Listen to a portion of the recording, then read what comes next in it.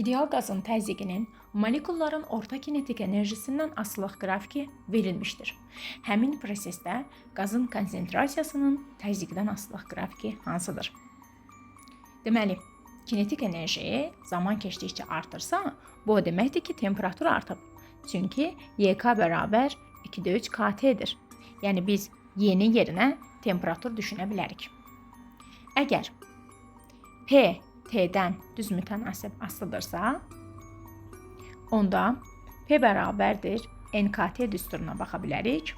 P T-dən düz mütənasib asılıdırsa, deməli konsentrasiya sabit qalmalıdır. K-da Boltzmann sabitidir. Konsentrasiya sabit qalsın ki, PT-dən düz mütənasib asılı olsun. Və get-gedə təzyiq gördüyünüz kimi artır. Bu qiymətindənsə bu qiyməti çoxdur. Ona görə də 1/4 hissəsini götürməliyik. Təzyiq artsın, ancaq konsentrasiya sabit qalsın.